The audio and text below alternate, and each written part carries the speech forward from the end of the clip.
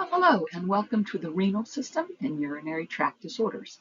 So I am excited for yet another chapter, yet another system to go through with you. This is a big one. The renal system does a lot, right? Through its control of renin and controlling basically a big part of that RAS system, right? We rely on the kidneys for blood pressure control through that RAS system. Fluid balance, acid-base balance, blood pressure control, as well as red blood cell production because of the erythropoietin that we get from this system as well. So the renal system does a lot. So when it starts to fail, we have a lot of problems. So this is an important system, as are really all the systems, but this is another big one that's very, very important. We have our resources in our ATI, as well as Nursing Central, and this lecture. So pretty standard, just like all the other chapters. So I look forward to jumping into this with you, and as normal, we will first start with our structure, the normal function, and then get into when things start to go wrong. All right, thank you so much. So as you see here, the kidneys are a pair of organs, right, located in the posterior region of the abdominal cavity behind the peritoneum. They lie on either side of the vertebral column, like the spinal column, and they're each about 11 centimeters long, and they are right there. You can actually see, we're going to be talking next week about the adrenal system, adrenal glands, which sit right on top. And yeah, so I think that you guys should be pretty familiar with this, but this is just some of those structural part of that area. You can take a look at that and just to refresh what that all looks like.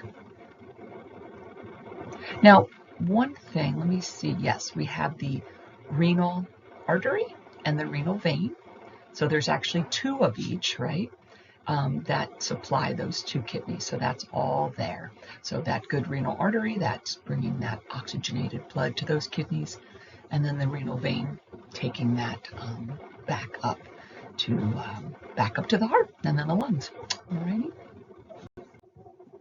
All right, let's do a little deeper dive into the function of the renal system. So definitely to maintain blood volume and excrete waste products, right? The kidneys have those two primary functions, but there's also so many other things that it does, including regulation of acid base, blood pressure, right?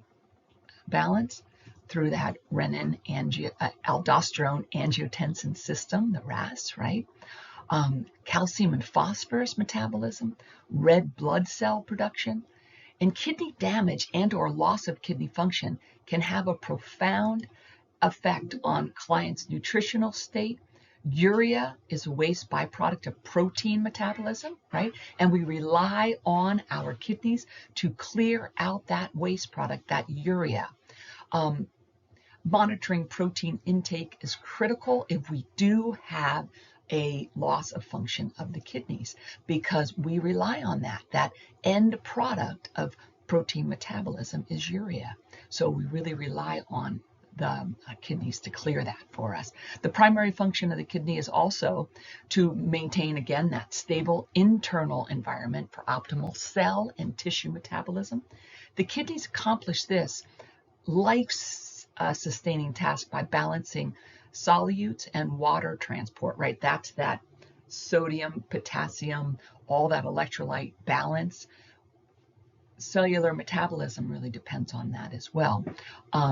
We also regulate acid base that way as well. Kidneys also have an endocrine function and secrete hormones, that renin, right, for regulation of blood pressure, erythropoietin from red blood cell production, and vitamin D for calcium metabolism. All happens in the kidneys. So huge things that the kidneys do. Now, also the kidneys also synthesize glucose in a process called glucogenesis and release it into circulation when needed. The human kidney contributes to the regulation of glucose concentration by making glucose through glucogenesis, by taking up glucose from the circulation, and by reabsorbing glucose from the glomerular filtrates. So human liver and kidney release approximately equal amount of glucose through glucogenesis. And so we think about the liver storing and the muscles storing glycogen, right? But the kidneys also have a lot to do with glucose balance in our bodies.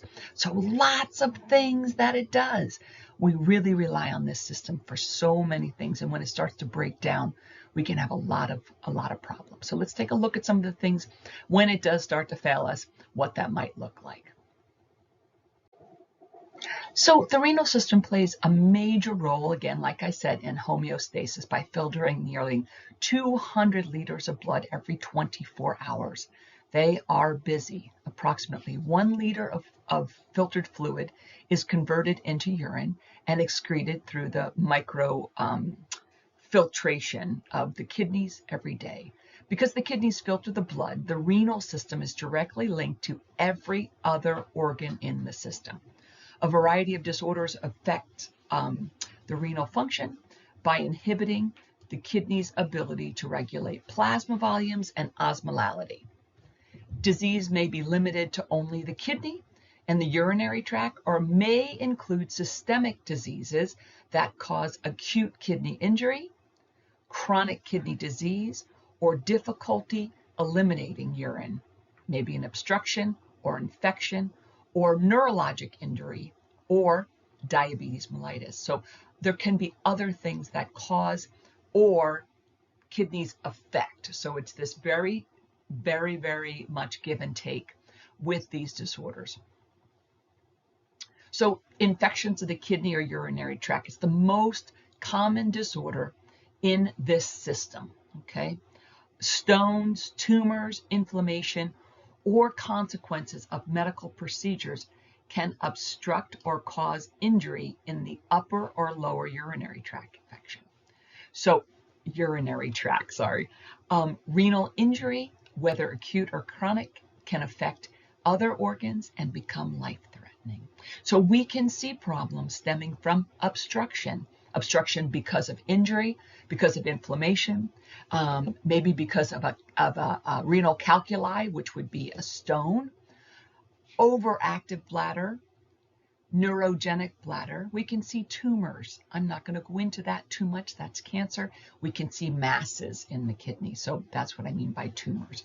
Infection, huge. Upper or lower urinary tract infections. We can see glomerular disorders, which would be problems with filtration. So we could see the buildup of the toxins that we're supposed to get rid of, right? We can see acute kidney injury, maybe from trauma or from medications that cause an acute injury. And we can also see chronic kidney disease, which a lot of times is because we have an underlying disorder that causes that. But we're going to look at each of these individually, get a little bit more information. So let's do that now. So we're going to start with renal obstruction. So urinary tract obstructions is an anatomic, meaning structural, or functional abnormality that causes interference with the flow of urine, right? Urine can't flow because for some reason we have a clamping, a cramping, a blockage somewhere along the renal system, okay? An obstruction impedes urine flow, increases hydrostatic pressure, and dilates the structures proximal to the blockage. So anything before the blockage, it can't get through. So it's just going to keep getting bigger and bigger. And we have can have severe dilation of the kidneys themselves. And of course, compromise the renal function because the kidneys can't function if they're underwater, basically. Anatomic changes in the urinary system caused by obstruction are referred to as obstructive uropathies, okay, which may be acute or chronic, partial or complete, and or unilateral or bilateral, right? A severity of an obstruction really is determined by the location, the involvement of the ureters and the kidneys, the severity of the blockage, meaning is it complete or partial, the duration of the blockage, and the nature of the obstructive lesion, okay? Because sometimes we can have a big stone in there and it actually damages whatever tube it's trying to get through. Obstructions may be relieved or partially alleviated by correction of the obstruction, although permanent impairment such as hydronephrosis occur if a complete or partial obstruction persists over a period of weeks or months or longer. So we can have this hydronephrosis, this dilation of the kidney could be permanent after. So kidney stones or renal calculi, another name is nephrolithiasis, okay? Nephrolithiasis, also commonly known as kidney stones or renal calculi, okay? Are masses of crystal, protein, or other substances that are common cause of urinary tract obstructions in adults.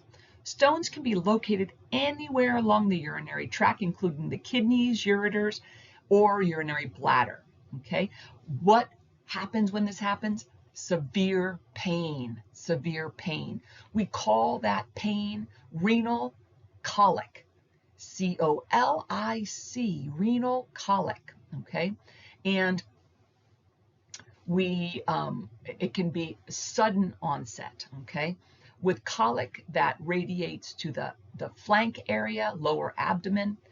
Normally, there's going to be frequency, urgency, and potentially pain on urination, okay? So again, a little bit about that, a little bit about stones, be able to identify that pain that they have is called renal colic, all right?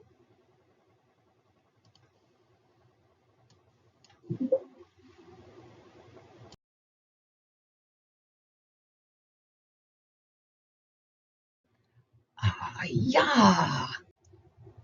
So we have quite a few tests that we can do to get us some answers as far as what's going on in the renal tract, right?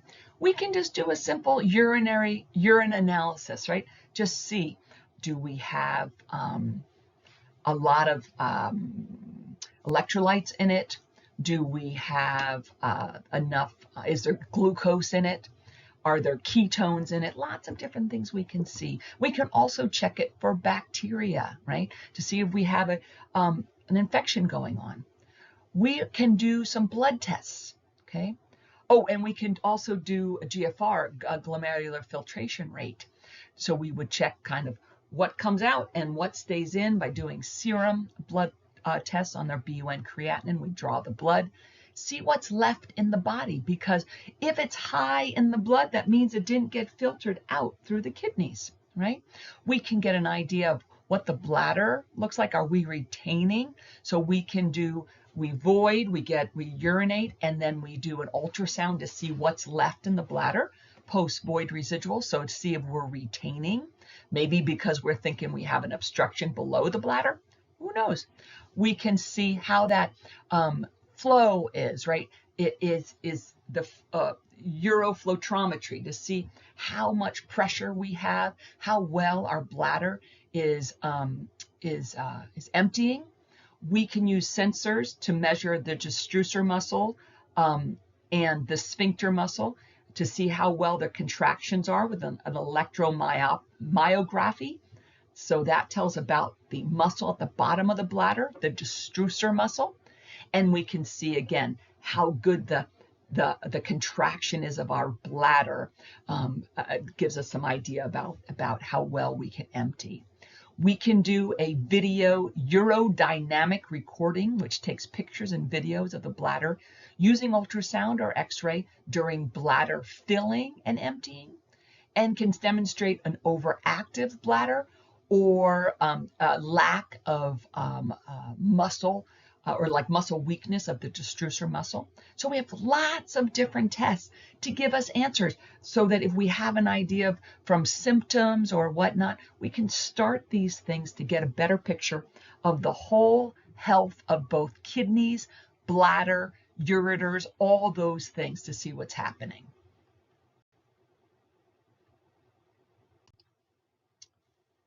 So we're going to start getting into some of this more disorders. So neurogenic bladder. Don't need you to know everything about it. Once again, bladder dysfunction secondary to neurologic disorder. Depending on where that lesion or spinal cord injury is, will determine how the bladder and the kidneys respond. Okay, it's a general term for bladder dysfunction caused by neurological disorders. So on this table, that kind of tells a little bit about the types of dysfunction as they relate to the site of the nervous system that control the sensory and motor bladder function. Okay, so lesions in the upper motor neurons of the brain and spinal cord result in destrucer hyperplexia, so overactive bladder, and bladder dyssynergia, or loss of coordination, okay? Where lesions in the sacral area of the spinal cord or peripheral nerves result in underactive bladder or hypotonic bladder, like a flaccid bladder, often loss of bladder sensation altogether, okay?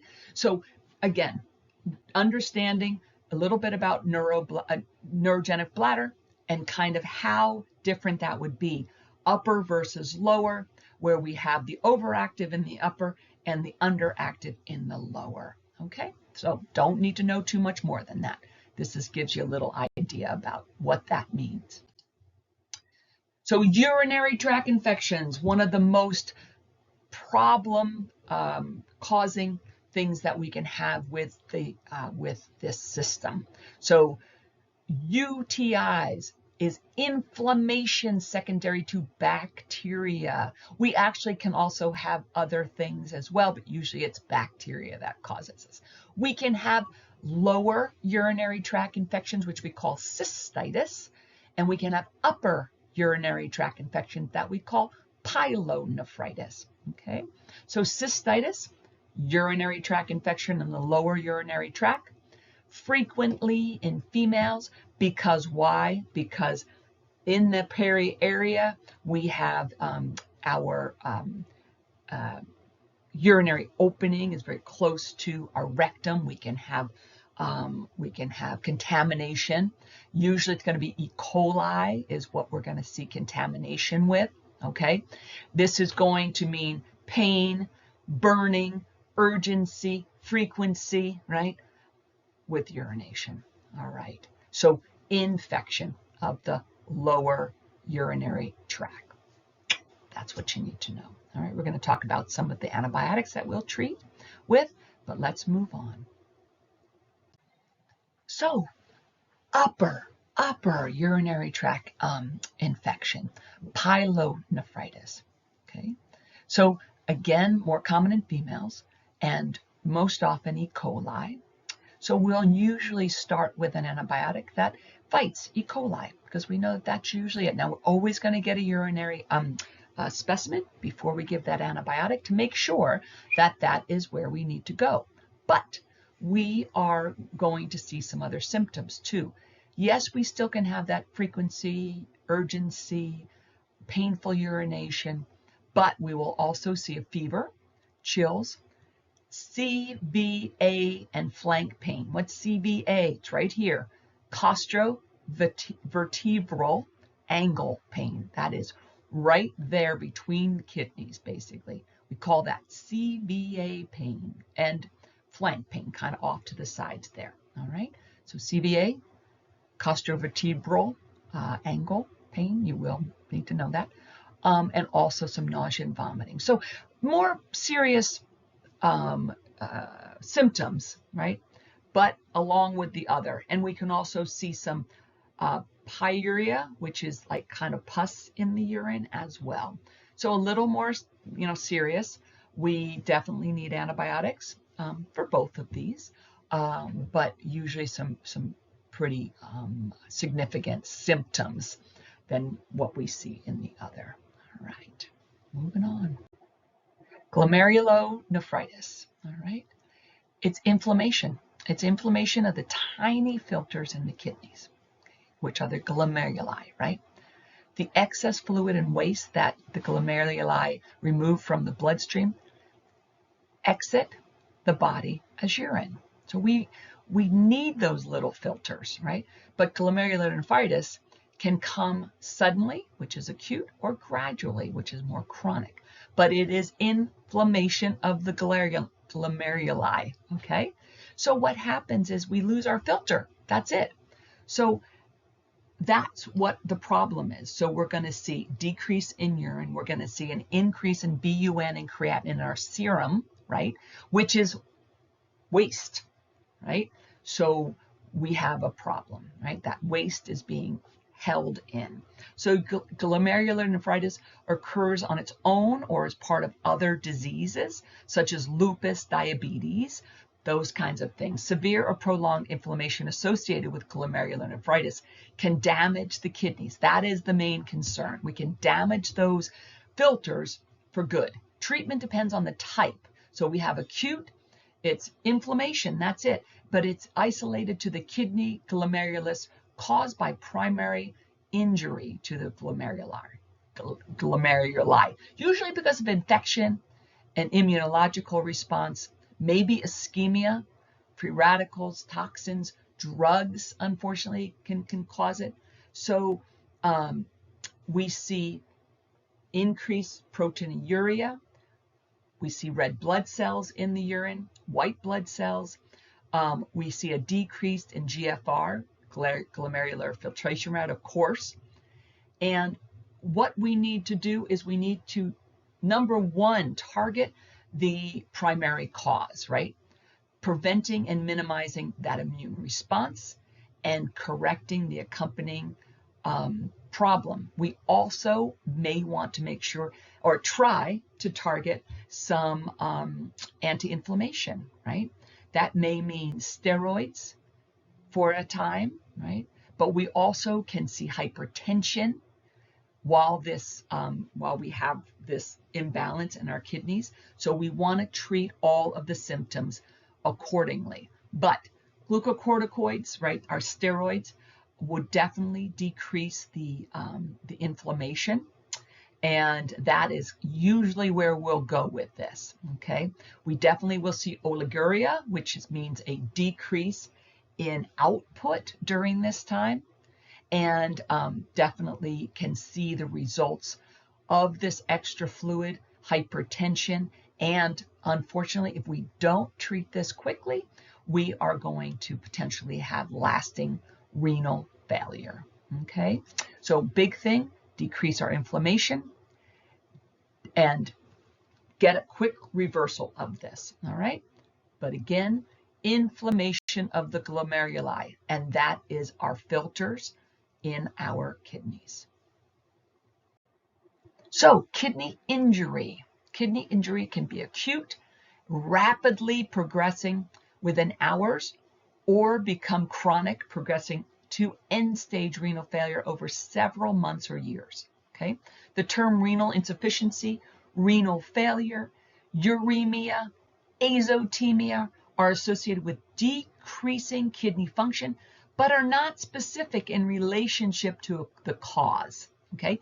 Lots of different terms that we use for decreased kidney function. Generally, renal insufficiency refers to a decline in renal function to about 25% of normal, or a GFR of like 25 to 30 milliliters per minute. Okay, acute kidney injury kind of captures the diverse nature of this syndrome, ranging from minimal or subtle changes in kidney function to complete kidney failure requiring renal replacement therapy. Renal failure refers to a significant loss in function. When less than 10% of the kidney function remains, it is termed end-stage renal failure, okay? Azotemia is manifested by increased levels of serum urea and serum creatinine. So blood, we see that we are not getting rid of that waste, azotemia, okay? And it basically is just an indication that we have decreasing kidney function. Uremia is the accumulation of urea and other compounds and toxins. Uremia or uremic syndrome is a syndrome of renal failure that includes elevated blood urea and creatinine levels accompanied by fatigue, anorexia, nausea, vomiting, neurological changes, all right? And consequence will lead to kidney failure in the future, all right? Azotemia is characterized by increased, again, BUN levels, creatinine levels. Renal insufficiency or kidney failure causes azotemia, right? They all are tied in, just all different levels of kidney failure, okay? Acute kidney injury is sudden decline in kidney function with a decrease in glomerular filtration, okay? Caused by a defect in excretion of water, salts, maybe waste, okay? And it can be because of direct trauma, potentially, could be because of medication, could be because of contrast dye. We see that a lot with testing. We might do a CAT scan with contrast dye, and we put people into acute kidney injury. We can do a heart catheterization, and we use a lot of dye with that. And we could put people into acute kidney injury, all right? So it's all about prevention. Huge hydration before we give these things, making sure that we don't have nephrotoxic medications and pile them on. We see a lot of antibiotics that can cause nephrotoxicity. So protecting those kidneys before it's too late. Oliguria, again, is just a general term for output less than that 30 milliliters an hour, okay? So again, a good indication that something's going on with the kidneys. And then we talk about chronic kidney disease, which would be basically a progressive and irreversible loss in renal function, indicated by a decline in GFR, right? And of course, increased BUN and creatinine, decrease glomerular filtration rate, right? Potentially oliguria, right? Decrease in urine output. And unfortunately, and then azotemia, uremia, all those things that happen with chronic kidney disease and oftentimes irreversible at that point, all right?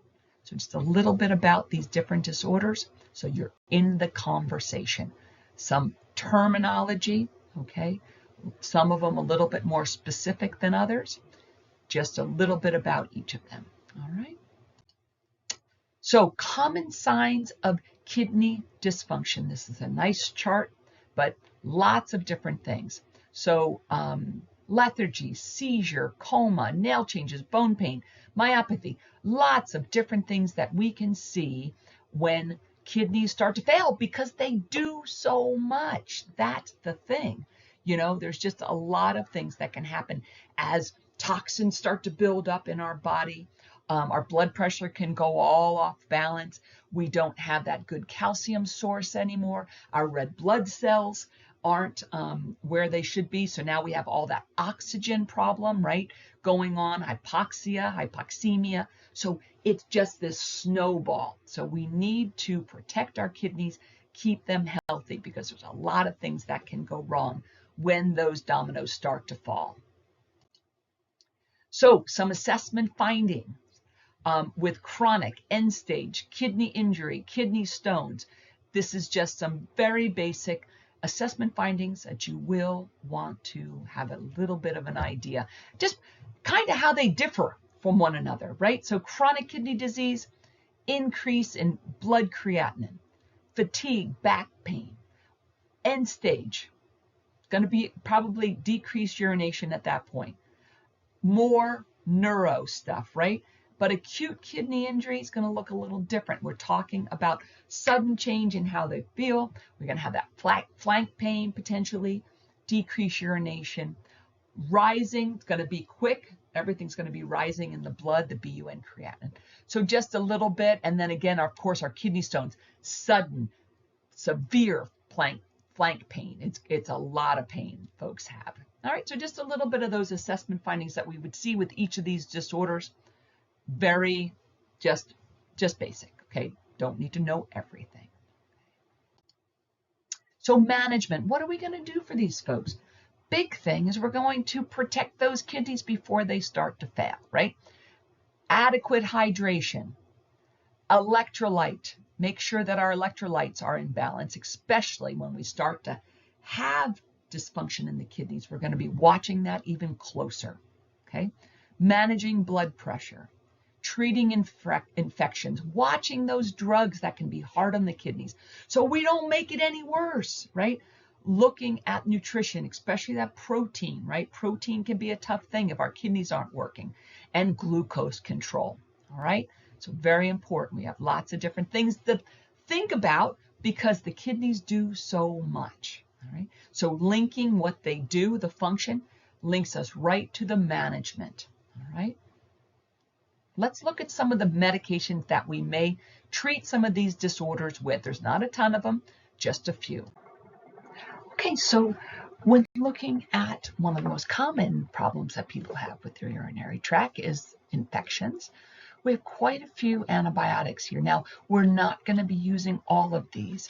And, oh shoot, okay.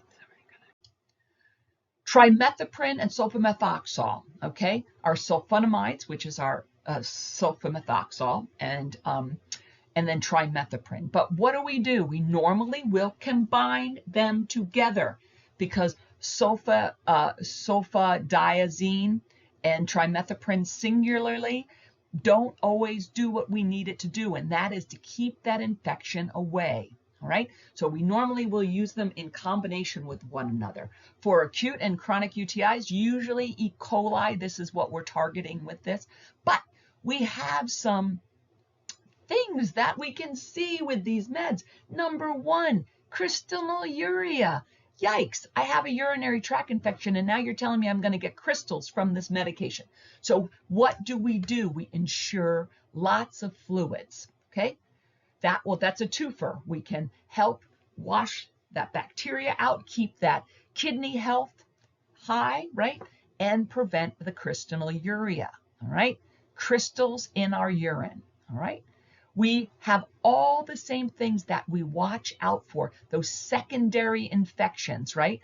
The C. diff, the thrush in the mouth, the vaginal yeast infections, all those things we need to watch out for. Remember that general slide in our antibiotics. This is hard on the liver, okay? Seizures, it's noted, but we really don't see that. But why could we have seizures? If we have hyperkalemia with this medication, what could we have? Hyponatremia, which is where the seizures come into play, okay? This can cause some increase in potassium and some cardiac dysrhythmias, okay? Cardiac dysrhythmias. Torsades de Pointes is actually a type of ventricular tachycardia, very specific. But if you just remember dysrhythmias, ventricular dysrhythmias, you're going to be just fine. Okay, so that's going to be important. But just kind of put that in your dialogue. Torsades de Pointes, it's actually both ventricles are fibrillating. Okay, so that's going to be important. But antibiotic, couple things to remember about it. All the general things about antibiotics. If I was asked you to teach them about this, they need to take their whole prescription. They don't stop it. Secondary infections, white things on their tongue, right? You think about the fungal infection in the mouth. Make sure they have diarrhea, that they let their doctor know. All those things that has to happen with every antibiotic, regardless of what we're using it for. Okay? So got to remember. And then, oh, hyperkalemia. Yikes. You might need to know what that looks like, right? So again, making sure that you link these things and you're able to talk to your patients about it. So again, this is, we say an antiseptic. This one is kind of a little bit different. We can use these for the initial infection, nitrofurantoin and methenamine, okay? We can use them as a bactericidal for an initial infection, but we also use these guys at a lower dose as a prophylactic antibiotic. So this is kind of interesting. So we will use it at a lower dose. So basically we fight the infection that they have now. And for people that have these reoccurrent urinary tract infections, we would then, after they were done with the initial dose, finish that, we would have them take one of these at a lower dose and to prevent that bacterial growth and reoccurrence of a urinary tract infection. Okay, so these can have some pulmonary effects, shortness of breath, cough, and even chest pain. So they would make sure that they talk to their provider immediately if they start to have any of those symptoms. We can also see some peripheral neuropathy with this one. It's not too common, but we can give people paroxetine, okay, to prevent that. That is vitamin B3, I believe. So we can give them that, and that will help that neuropathy. This does discolor the urine, okay, kind of turns it a brownish red color, okay, so we tell them about that as well, all right? So a little bit about nitrofurantoin and our methenamine. Fluoroquinolones like ciprofloxacin and oxafloxacin, again, another good one to treat UTIs. Now, this one, as I think so far, all of these, photosensitivity and phototoxicity, so they can get a sunburn a lot easier. Their eyes can be very sensitive. We would want to cover them up, wear a hat, sunglasses, and good covering clothes while they're taking this. Again, these are kind of longer treatments, usually 10 days they could be on this. Weird on this one, they can have Achilles tendon rupture.